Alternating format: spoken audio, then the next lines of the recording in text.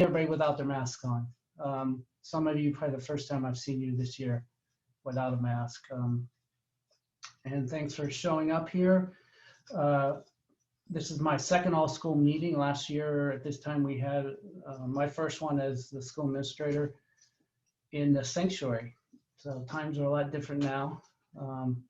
I would imagine, it's safe to say this, I haven't been here that long, but I would say that is historically correct to say it's probably the first all-school virtual meeting WSA has had. And I just want to frame the meeting for you. They're going to be a series of short presentations, each of them are short, about different areas of the school, and we'll have different presenters for that.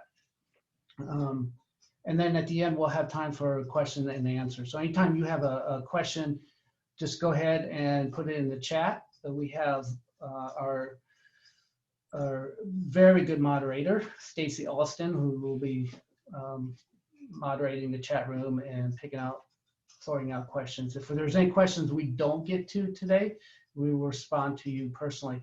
And I want to thank individuals that sent questions ahead of time. Thank you for doing that. Also, just a reminder, we are recording this meeting, just so you know that.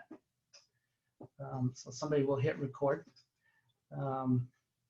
Throughout the meeting, you'll be muted. So if you do have questions, you'll have to use the chat function to do that. So with that said, I'm going to introduce Aaron Wright. He's our president of our board of trustees, and he wants to say a few words.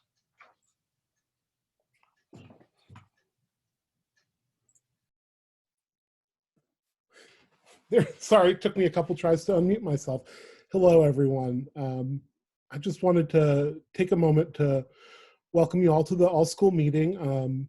For those who don't know me, I'm Aaron Wright. I'm the current president of the board and husband to Abby Wright, to Miss Wright.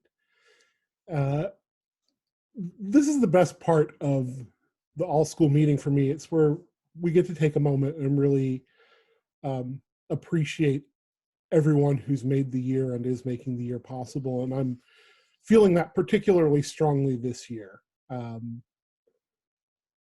Everyone has put in such an amazing amount of effort to make this school year work. And I'm just truly grateful for the community that our school is, for the way we've all come together in a challenging time and really responded. And I just want to take a moment and thank, in particular, our faculty and staff who have just done an amazing job making the school open and hospitable and this wonderful in-person learning environment at such a challenging time, and who have put in a substantial amount of work above and beyond the call of duty. So join me in silently thanking them.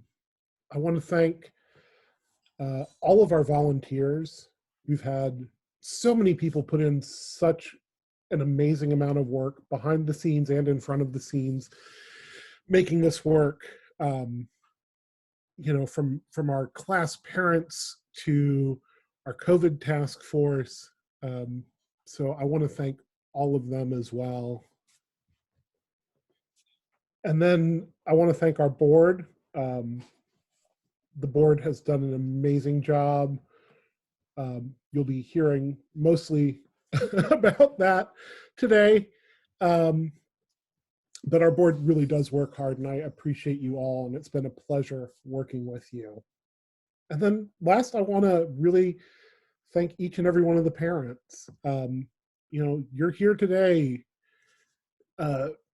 paying attention and involved in the school, and the fact that we are a community in a very true sense of the word is part of what makes this school great. And I really am thrilled that we've been able to come together as a community this year. So I greatly appreciate that. I appreciate all of you. And I really hope you all just take a minute and think about the work you've done and how important that's been to us in our community. So as Kathy will say later, right, stronger together. So thank you all. So after me, Phil's going to talk a little bit about where things are on COVID. Oh, go back. I don't have the list. Stacy. There we go. Thank you. Nathan will do some reporting on the finances. That's the legally mandated part of this meeting. We'll have a development update from Kathy Parlato. We'll have a diversity, equity, and inclusion update. And then we'll have from Julie Reeves, and then a pedagogical leadership update from Sharon Annan, and then to the questions. So without further ado, and thank you for letting me ramble, I'll turn it over to Phil. Thanks, Aaron. Yeah, last year, none of us heard, well, I won't say none of us, most of us have heard of the word COVID at this time. So now I'm reporting on it. I find that quite interesting. So I wanted to open up with looking at when COVID hit last spring, and we were working together, tried to come together to find a way that we could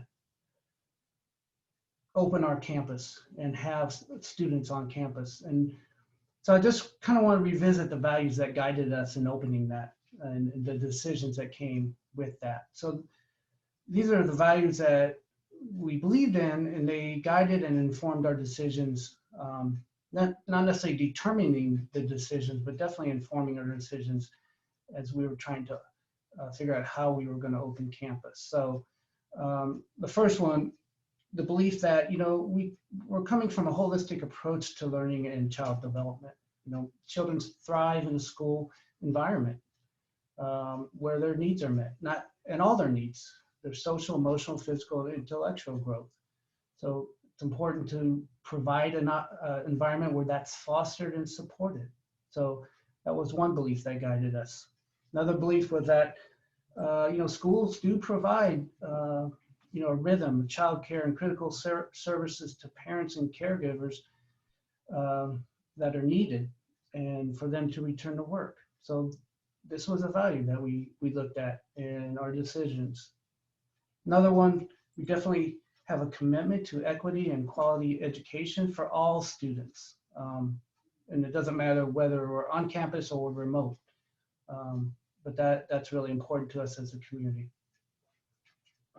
And then we believe in obviously taking steps to minimize, the risk of transmission of COVID. And that's for everyone in our community. And that was a huge, huge value, obviously. And I'll talk about that in a little bit later. And then also prioritizing well-being of community members that are more vulnerable, that are high risk, looking after their needs also. So what practices or protocols are necessary for our most vulnerable population? So I want to moving forward, I just want to look at where we've been with our COVID journey, where we are with it, how did we get there, and then also just what's next, as much as we can predict what's going to be next. So where have we been? Well, if you remember, March 13th last spring, this was the day that we announced that at 1 o'clock we are closing school. We sent out a message earlier the evening prior to that at 6:39 p.m. and I went back and looked at this message, and I'm kind of laughing at it because it said we would be closed for at least 2 weeks. Well, we never ended up going back to campus, and we were remote the rest of the year.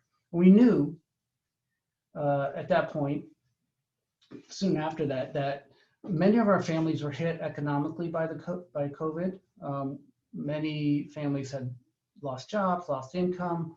So we had to do something to help those families that were economically hit hard. So we established the COVID Hardship Tuition Assistance Fund, ended up that spring and over summer giving out one-time awards of over $130,000. And the board was instrumental in making that happen and setting that up for our families. We then quickly established a planning task force. So the task force was made up of faculty members that were represented across different levels of the school, the leadership team, which would be myself and Sharon. And then we had 4 community experts, a lawyer, which is Aaron, as our board president. We had an architect, and then we had 2 physicians. And our task was, the planning task force is to advise on the best way to move forward and how we were going to open school. Of course, one of the things that we landed on early, and I thought was a very creative way of doing it, was we knew right away, especially from our physicians that were present, that ventilation was going to be really important. Well, either you bring ventilation to the students or you take students to the ventilation. So we established that we were going to have outdoor classrooms and be outside as much as we could. So our outdoor classrooms, we established those, but also we had to shore up our indoor ventilation. So we did that. We instituted a Q-Fresh system in the kindergarten classrooms on Decatur campus. We put in fans to increase ventilation in our DeKalb camp, or excuse me, in Inman Park campus, and also in the education building over in Decatur. Just recently, we installed portable HEPA filters in all our education classrooms on our Decatur campus, and we've already had those in the Inman Park, and then we have them in the sanctuary.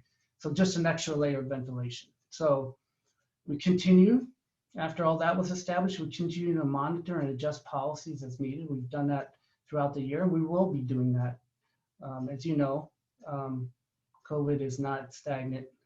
A lot of shifts and changes that we've had to adjust to, and we've had to change policies as we move through this. And then the last thing is, we've had a huge, and we needed a huge commitment to our community commitments. So those have stayed strong, and we've asked you to lean into those, and you have, talking to our families out there and everybody, the whole community, not just families, but our teachers, our staff, and students.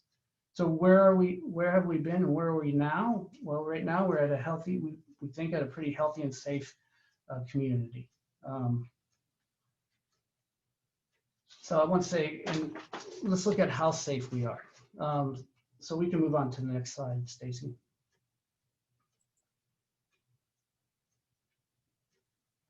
So this is an update just on numbers in terms of where we are in terms of safety relative to COVID. We have had some exposures on campus, and this is one incident, but it did affect a lot of students. 13 students and 1 faculty staff were exposed on campus. Luckily, they all tested negative, so there was no positive cases there, and hopefully that speaks to our protocols we had in place. Then we've had 4 confirmed off-campus positive student cases. 3 of these happened over the holiday break, and then 1 was recently over a long weekend. Again, they did not lead to any campus exposures. We've had 3 confirmed off-campus positive faculty staff cases. 1 was last summer, early on, and then 2 in this last month, which again, none of them led to campus exposures. So confirmed campus transmissions, as far as we know, we don't have any, as much as we can confirm that. Yeah, no campus transmissions. So how did we get here? And I really think that you're going to see this logo. You've seen it a lot. You're going to see it a little bit later when Kathy talks, but I really think that one of the main reasons we are where we are, because together we've done it. We are just much stronger together. And I think this is probably the most appropriate theme we could have for this year as our community. I'm going to show you several different segments of this. And I hope you can see the theme of it, but really, it's been just a great partnership. We've asked the whole community to adhere to our health and safety handbook, which would included daily health checks, the community commitments that we've talked about, the symptom exposure protocols. We've had to train our faculty, retrain them. So all those things that are part of our health protocols. We've asked everybody in the community to really engage in those and lean into them. We've had to reimagine our physical space, our campus, our outdoor classrooms, the enhanced indoor ventilation, spacing. We're continuing to be flexible and reassess the pandemic as we move along in it. We've also had, and we will continue to do that. We've also had to reimagine, assemblies and festivals. So it's been a huge year of reimagining things. And everybody has responded immensely to that. And then the last piece is communication. Really, we knew from the start that communication had to be strong in our community. That's why we sent out so many community letters and updates. Prior to opening up on the first day, we had a series of town hall meetings to explain what we were planning and what our vision was with opening up. I've in my professional career, way too many years now, I've never been on the phone or have had so many emails with our community. And this is because it's just where we are. So the communication has really been strong. Of course, the faculty have sent out their weekly communication, which really helps bridge the gap there. So we've really been happy with the communication and partnership throughout the whole community. So that's kind of where we are. Now, what's ahead for us in terms of COVID? Well, we've got to continue to adhere to our community commitments. This virus is not magically disappearing overnight, as we know. It is going to be here. And so we are going to continue to ask everybody in the community to commit to staying healthy and safe. When you have the opportunity, we're going to, encourage you to get vaccinated. Okay, not just for the good of our local WSA community, but for society in general. We will be holding a vaccination information session, which will be conducted by one of our task force members, Dr. Raina Phillips, in the very near future. So look out for that, and we hope you can come to that. And the other thing, what's ahead, we do anticipate that, as I mentioned earlier, that the virus isn't going anywhere. We do anticipate we will start the next school year with the same protocols in place. Who knows after that where we will be? As has been the case all year, we're going to continue to reassess where we are and act accordingly. And then I just want to say, and it's kind of it's really the same thing that Aaron had mentioned earlier. To the whole community, a deep health thank you for everything, for being here with us, for taking this journey with us. It's not over, we know that. Just for leaning in and staying with us as a community. And it's just been probably one of the biggest highlights of my professional career to be involved in this. One of the hardest things, but one of the most gratifying things. So thank you everyone for being here. So I'm going to turn it over now to Nathan Allman.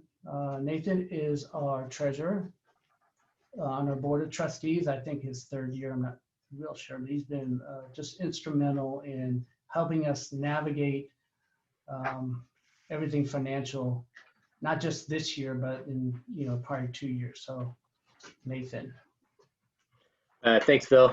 Yeah, so you're close. It's actually my 4th year as treasurer. So I am, so again, I'm Nathan Allman. I'm a parent. I have a 7th grader and a 6th grader at the school, and also married to Miss Rubio, the 8th grade teacher. As Phil said, as the treasurer, right, I also serve as the committee for the finance chair. And before I jump into current finances, I just wanted to thank all the participants of that committee. So that's Phil, Latanya Ferris Jenkins now. That's the business manager. Also, Kristen Stevens helps represent the faculty. And then the Webe Maruping is at-large member from last year. And then also wanted to thank and welcome David Yoakum, who has joined us on the committee as well. And so he's been serving since the beginning of this year. So sorry, I'm getting pinged from work. Anyway, with that said, I couldn't go any further than also thanking Stacy Austin for all her help during the transition and the support she gave us the last couple years on the finance committee, and that connection that we still get to her with the enrollment side. So I will jump into the 1920 school year overview, and as I think Aaron alluded to, this is the legally required portion of the meeting, so it's the real fun part. Anyway, last year our revenues, so the school brought in a little over $3.4 million of income. That was up just a little bit from so again, we're talking 1920 school year, so that was up a little bit under $50,000 from the 1819 school year. The school spent right at $3.2 million, well, 3.16, a little more precise. And that also was up about $50,000 from the prior year. So with these positive results, this allowed the school to take those savings into our cash reserves. And so the school last year ended our cash reserves, so our savings was about $250,000 higher than we started the year. I think, as Phil alluded to, right, the importance of the cash reserves, that's been abundantly clear this year. And so it's helped us, it served as our safety net for ongoing operations, and helped us set up the outside classroom because we had the cash on hand to be able to go ahead and get those materials and facilities set up, infrastructure set up. But most importantly to everybody here, right, we continue to put over 80% of the income that comes in and our expenses go directly towards student-facing programs in the classroom and our specialty areas. And so that is always going to continue to be the focus. So that is the legally mandated part, right? Last year's overview. But I wanted to go ahead and jump in and kind of give an update as to where we're standing this year, right? Obviously a much different picture than the 1920 school year. So we started the school year with 177 students, and this is on both campuses between Decatur and Inman. Obviously, the vast majority are here on the Decatur campus. That was down 27% from where we ended the 1920 school year. Enrollment, since the beginning of the year, right, we do have some improvement there. Enrollment is now actually over 200, so we're back up to 201 as of this month. But again, that's still 18% down from last year. So much smaller. So what impact does that have on financials, right? Obviously very big. So we budgeted this year at $2.25 million, and right, you'll recall last year we brought in $3.4 million. So we're down almost $1.2 million, which is 34%. We budgeted 34% less revenue. To help offset that, right, we knew we couldn't spend at the same amount that we had previously, so we budgeted to come down, about $500,000, which was a 16% decrease. And by doing that, that then takes us from having a positive cash flow like we had last year to we'll have a $400,000. We're projecting a little over a $400,000 loss. That's what we budgeted for this year. What's allowed us to kind of offset that on the cash side is if everyone recalls, right, the PPP and the CARES Act. So the school was able to get that loan to help with our salaries for the faculty, and kind of close that gap, and then the rent facilities operations that we have. And additionally, there's been some smaller amounts, but still meaningful to us, other CARES Act monies that have come in to help bridge that gap for us. So while it's going to be a tough year, it's actually going much better than we had budgeted.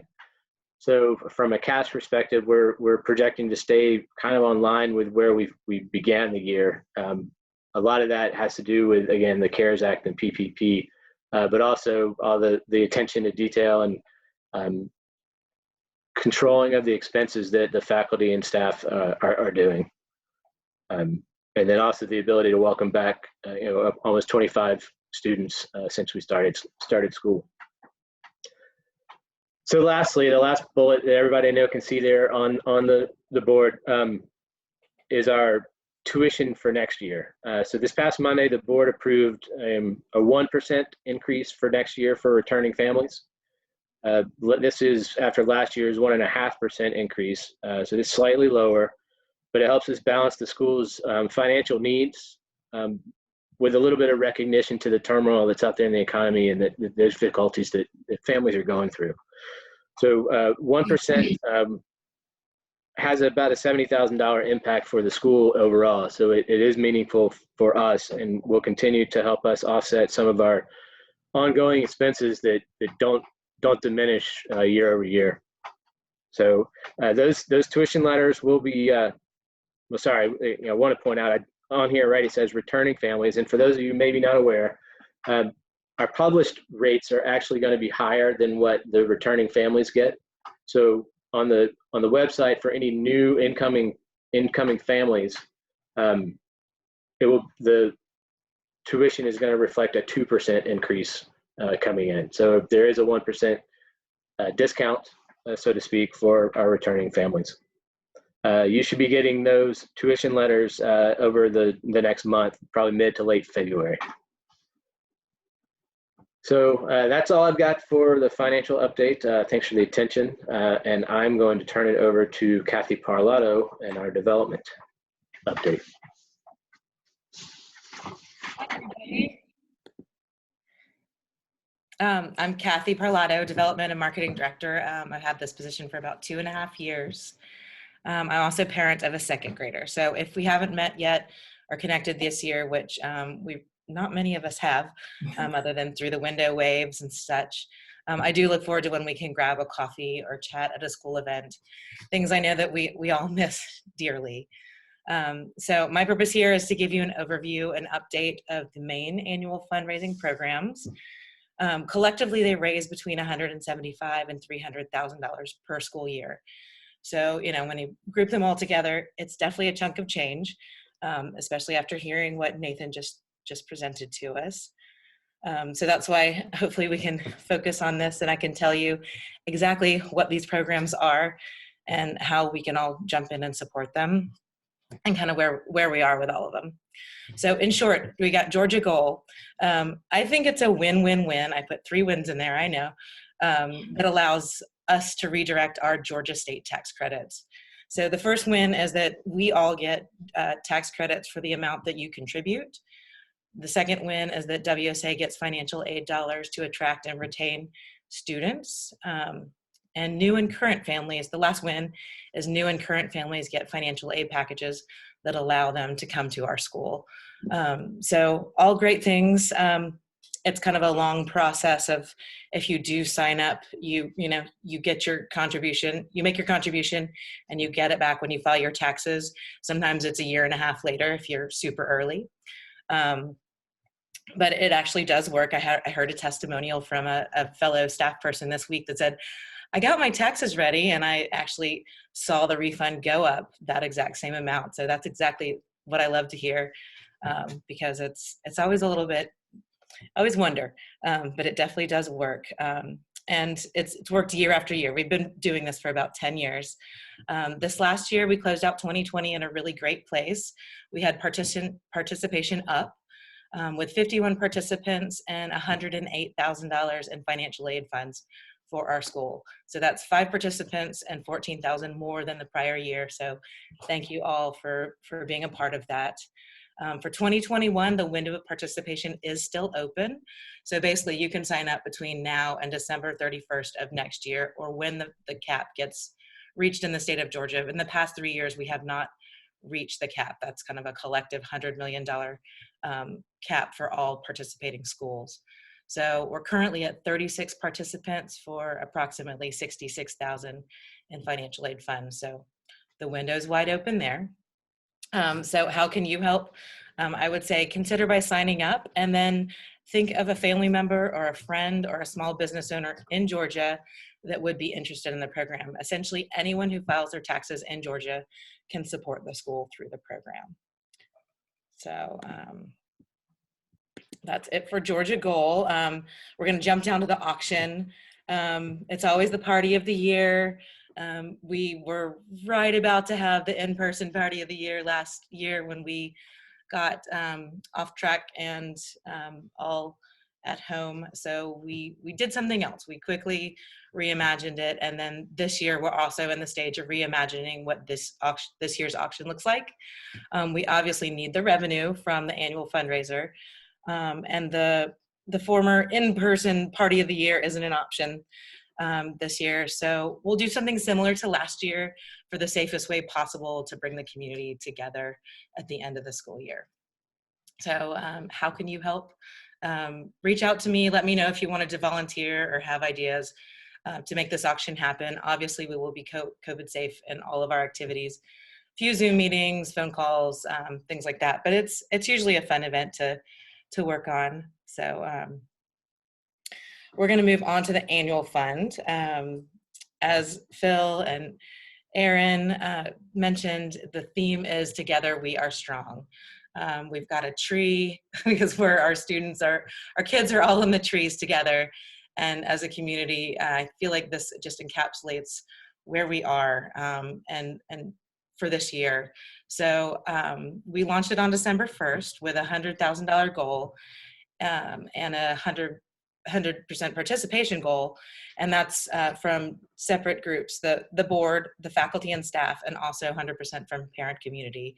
So we usually track that and communicate it. Last year, actually all years, the board gets 100%. All years, faculty and staff gets 100%, and usually the parent community is right around 92 to 96. So we're hoping to get as close to 100 as possible. So this year, the theme of Together We Are Strong, we do celebrate our collective strength. And obviously, these funds and this program sustains and strengthens our school. And this year, it raises funds to help close the funding gap created by the establishment of our outdoor school and improving our existing indoor facilities, which Phil talked about. So it was a large expense, but every single dollar through the annual fund is going directly to underwrite these funds. So to date, we've got $66,000 in contributions. And that's huge because it's been a little quiet, but we're actually ramping it up in the next month. So we're going to be ramping up our efforts. Next week, we've got a simple solicitation and pledge card mailer with a return envelope. It'll be mailed out to folks who haven't made their gift, including grandparents and some alumni parents. We'll also begin our annual fund thank you cards. We've got these lovely magnets. Everybody gets two. We've got Waldorf Strong and Waldorf Together, which I hope everybody has proudly on their cars or their refrigerators to show our strength. And then we're going to ramp up some social media communication efforts, and we do have a fun new video coming out very soon to inspire community giving. So how can you help? Making a gift or a pledge online or by mail. And then also, please help us get the word out. You know, when you get this video, we're going to make you laugh. We're going to inspire you, but, you know, share it if you like on your Facebook page or through email to some family members, things like that. Really, the word of mouth is a great way to communicate. As always, if you have questions, time or interest in helping the school in any of the areas, my ear is always open, and I would love to chat. So you can always call me, drop me a line. So that's it for me. If there are any questions, I can answer in chat, or I will move on, and I will turn it over to Julie Reeves from the Diversity, Equity, and Inclusion Committee. Hi, everybody. I'm happy to be here today to give you an update on the efforts for the Diversity, Equity, and Inclusion Committee this year. Our committee includes, our chairperson is Leila Rubio. It includes Melinda Ivanovich, Elaine McCall, Ayana Reddick, Jennifer Denning, me, and Khadija Abdul-Jabbar, who is with us this year in a special capacity that I'll tell you about in just a moment. Now for some highlights from this year, we have actually just completed 7 months of a discussion group around a podcast called Seeing White that really opened up our conversation around the social construct of whiteness and how that plays into the conversation around racial justice that we are all, many of us are finding ourselves really pulled into this year. We're planning another group study for our community coming hopefully in the spring, so stay tuned for that. It's going to be really great. We also have our faculty doing a group study of a book called Stamped from the Beginning by Ibram Kendi, and that's a book about the history of racism in the United States. It's really, as I hear, I'm not part of the faculty, but as I understand, it's been very illuminating and led to some really deep discussions, again, about racial justice, and very informative for teachers, because as we understand, a lot of the history was not necessarily taught to us in schools, so some of it is very new. We had 3 faculty and staff members attend a 4-day workshop called Undoing Racism, which really deeply examined what racism is, where it comes from, how it functions, and how it can be undone. And the feedback on that workshop was fantastic. So the core and the board are looking into ways that they can finance all the faculty and staff attending that workshop over the next few years, which would be really amazing. In December, we hosted a book fair with Brave and Kind Books. It was a local bookshop that is owned, Black woman-owned bookshop. And that helps encourage our families to bring more diverse books into their homes. And in fact, our school received a very generous donation from one of our amazing WSA families recently of $1,000. And we're going to use that fund to allow our teachers to choose more of those beautiful, diverse books from Brave and Kind to help support that business, but also support our classroom bookshelves to be more diverse and inclusive. Another exciting update from us is we're working to update our equity and diversity page on our website, equity and inclusions page, to really shine more light on our efforts. And that's really to help keep our current families informed, because it's a lot to put out. I know we send out a lot of communications already, but we're really proud of the work that we're doing. We really like to have more light shining on that. And we also understand that prospective families come to our website, and we really want to be out there in front with saying, here's what we believe in, and here's what we're doing to take action around diversity and inclusion in our community and in our schools. Possibly our most important accomplishment this year so far has been recognizing and getting approval from the board to recognizing the need for outside help, because this work is a lot, and we got approval to hire a DEI consultant to focus energy on diversifying our curriculum, among other things. Our very own WSA parent and Waldorf teaching certified Khadija Abdul-Jabbar applied for that job and accepted the job, and I'm very pleased to have her here to give you a quick update on what she's working on for us first this year. Hello, everyone. Thank you for having me here today. I'm Khadija Abdul-Jabbar, and I have a 5th grade student at Waldorf. And I am working with the school and diversifying the curriculum. And this year, we decided to begin with consolidating what our teachers have already been doing, because they've been doing great work. And so we've been working together to consolidate what they have so it's accessible to all of our teachers moving forward as they move through the grades. I attended the National Association of Independent Schools People of Color Conference this year in order to bring more innovative ideas to our own curriculum as we move forward. And we hope to begin to take this work and start a newsletter so that we can share the great work that our teachers have been doing and what our students are learning. And we're really excited moving forward to find space where we can add more content and create a beautifully diverse, equitable, and inclusive curriculum. I'm really excited about the work we're doing, and I'm really happy to be working with the women here at WSA to create a diverse curriculum and a beautifully equitable and inclusive community.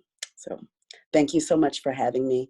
And I believe up next is Sharon Annan with a pedagogical update. Thank you, Khadija. So we wanted to give you all just a picture of what's happening with our pedagogical leadership for next year as the anchor leg of this presentation. So to begin with, I wanted to just give a quick overview on the leadership team.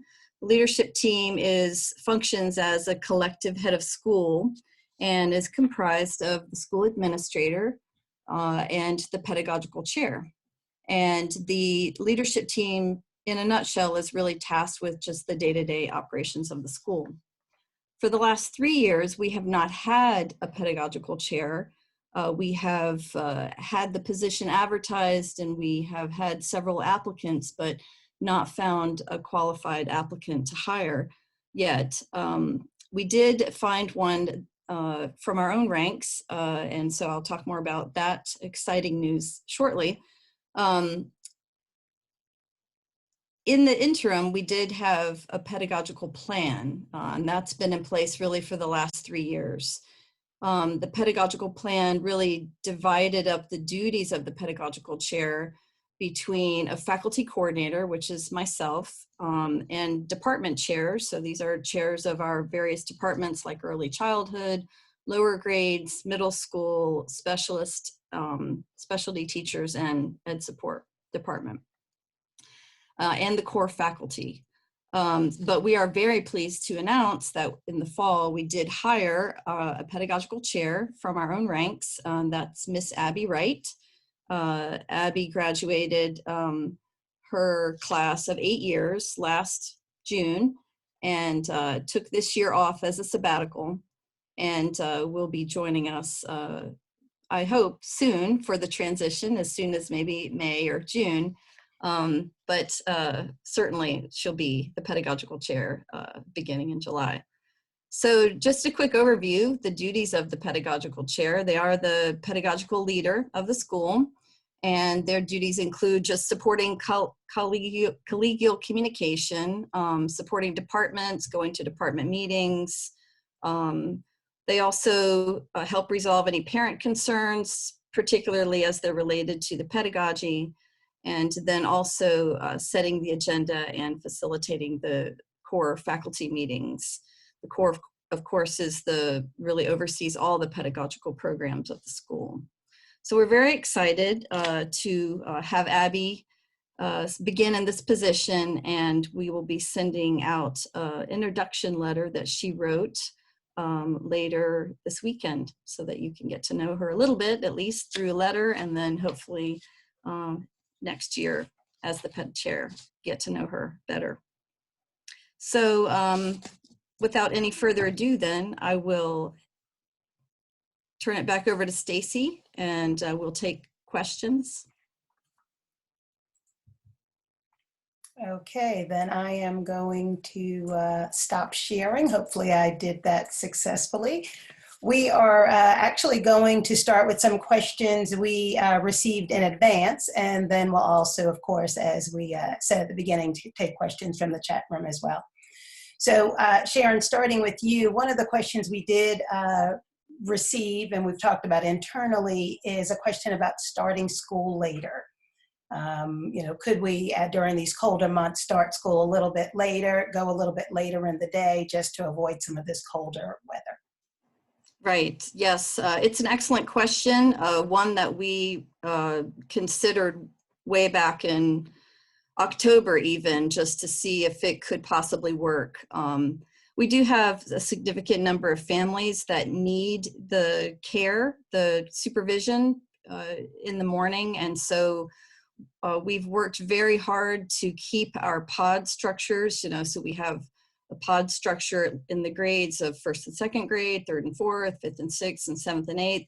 And we try to keep them with a very limited exposure to teachers and other students. And so with families that needed care before school, we were going to be faced with, let's say if we started school at 10 a.m. versus 8, we were going to be faced with 2 hours of care from students from many different pods, and really just didn't feel like that was something we could safely do. So we do feel like our indoor classrooms are as safe as we can make them. We recognize that being outdoors is by far the safest place, and we are outdoors as much as possible. But as Phil mentioned earlier in the presentation, we have increased circulation of air, fresh air coming into all the classrooms with open windows and fans, and now we've added this extra layer of air purification with the HEPA filters in each of the classrooms. So while it sounds like a great idea on paper, it's just going to present a lot of other options. So we decided not to go that route.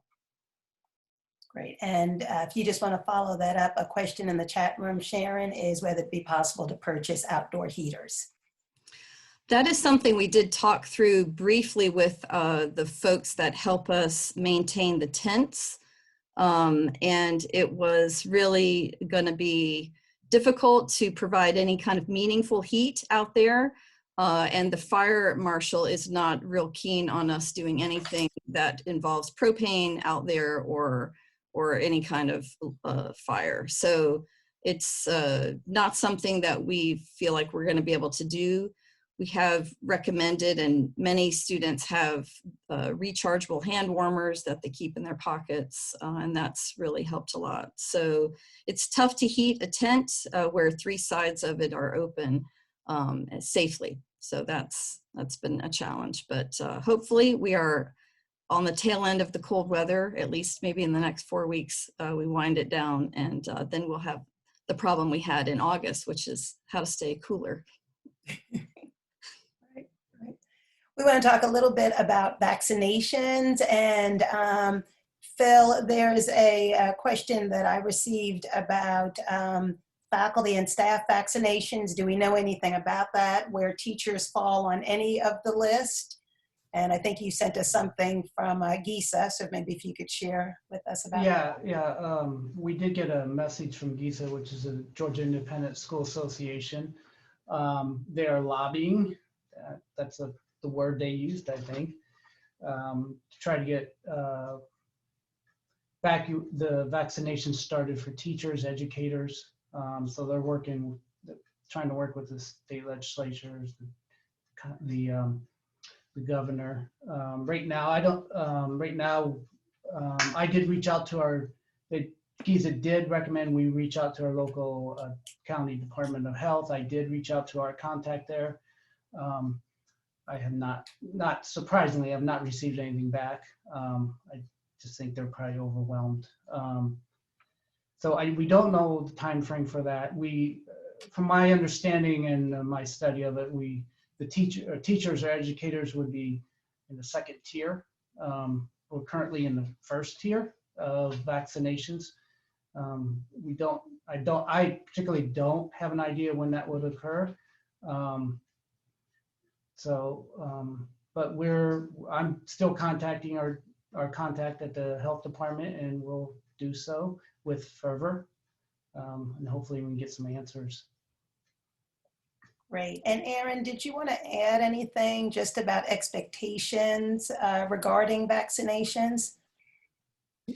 I did. I think part of the question that we've received really is around mandating vaccinations versus encouraging.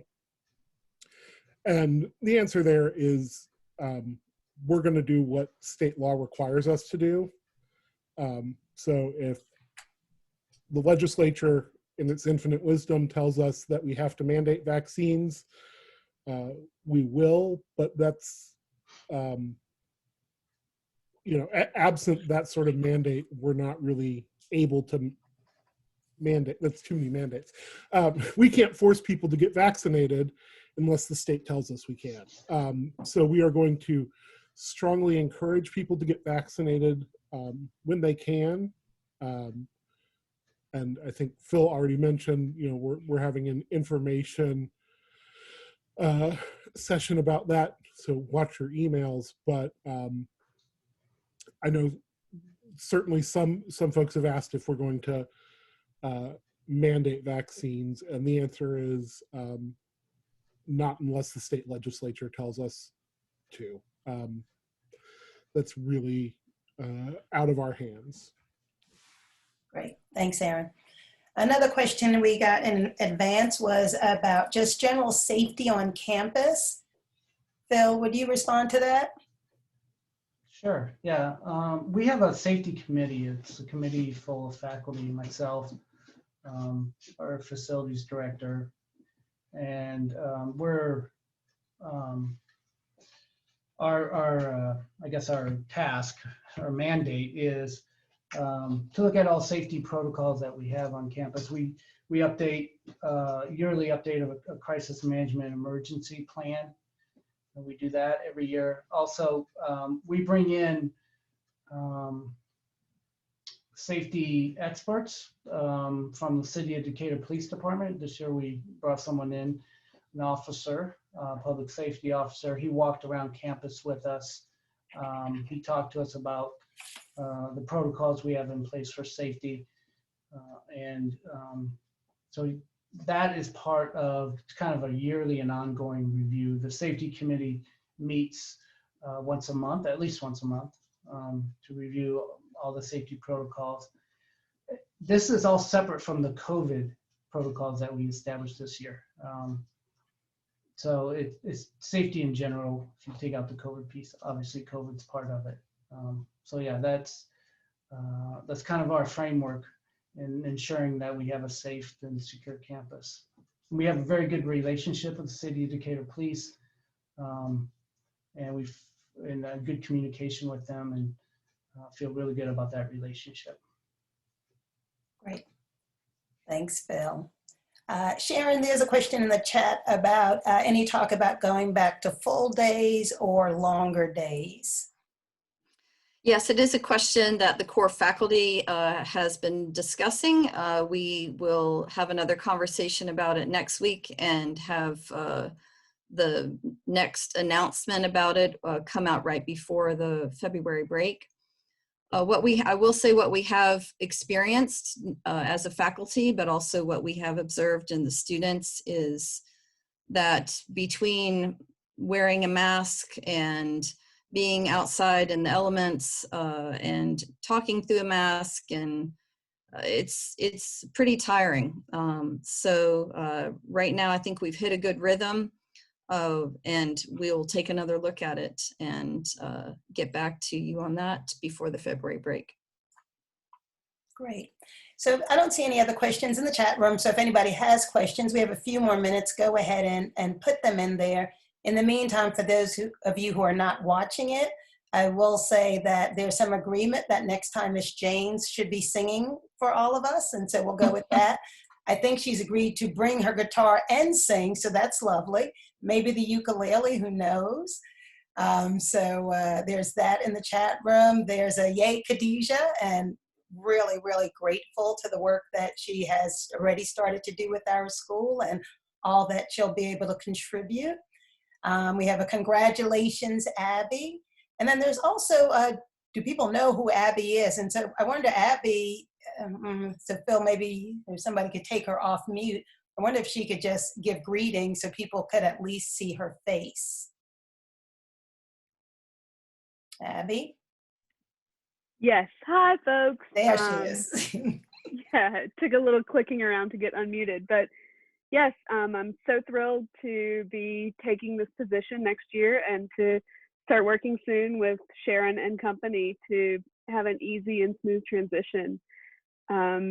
As Sharon mentioned, I graduated my 8th grade class last year, and I had taught them from 1st grade through 8th grade and worked at WSA as the 1st grade assistant before taking that class. So this, even though I'm not really at school so much this year, would be my 10th year with the school. So yeah, if you have any questions for me, you can feel free to reach out via email. My email is awright@waldorfatlanta.org. And yeah, as Sharon mentioned as well, I'll be sending out a letter to you this weekend with a more full introduction, but it's a delight to see you all here, and I look forward to working with you next year and in the years beyond. Great. Thanks, Abby. Thanks for letting me put you on the spot. I appreciate that. Yeah, nice for folks to put a name and a face together. And thank you, Kelly, for your letting us know that you'd be also happy to answer any questions as someone who's gotten the vaccination, being in healthcare. There's appreciation for the Diversity Committee and actions to diversify the curriculum. And a question about how that then relates to increasing diversity in our student body. Do we have specific goals, metrics toward this goal to increase backgrounds diversity? Maybe I'll just briefly answer this, and if anybody else wants to add to it, by all means. You know, we've had the really good fortune to work with a group called Black Parents Forum, and then another one called A Better Chance the last few years, which has really helped us increase our students of color. Unfortunately, A Better Chance dropped us this year just because their funding was such that they decided to only work with the much larger schools. And so all of the smaller schools, they just didn't feel like they could spread their resources that thin. So, you know, I'm hoping that's not going to impact our diversity numbers, but really always word of mouth is what brings people to our school. That is always at the very top of the list. And so really encourage all of you to get the word out, to talk to people that you know. Once we, you know, bring folks who are diverse into the community, it's welcoming them, and we've discussed ways of doing that.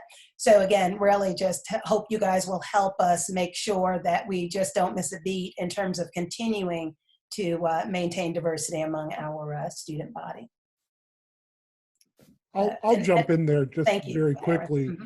and say one of our other areas of focus is, as a school, we do spend a substantially larger percentage of our budget on financial aid than many of our peers do.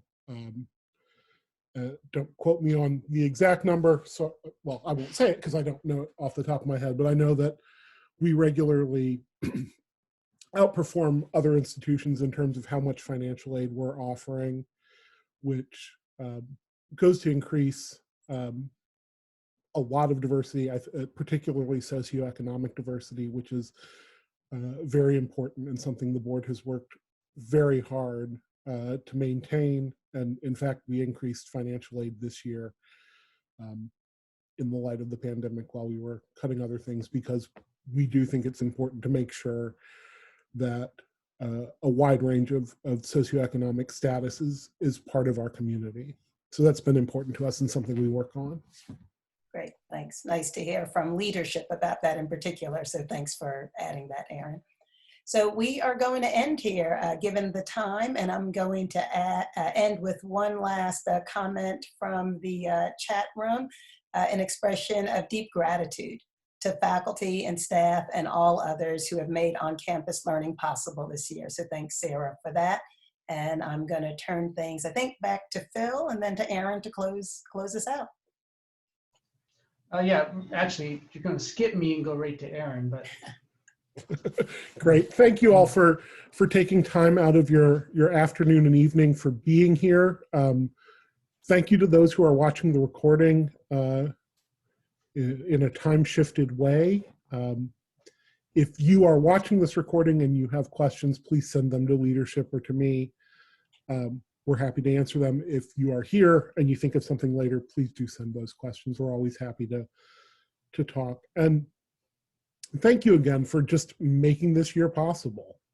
Every single one of you has pitched in and done more this year than I think anyone ever expected to have to do to make a school year happen. And that's from every single parent and every single member of our faculty and staff. And it's just deeply appreciated. It's been a true pleasure to be involved with the school this year and to see all the wonderful work people are doing. So let's take that out into the world and then bring it back to the school next week. All right. Thank you all. Have a good rest of your evening. Thank you. Thank you.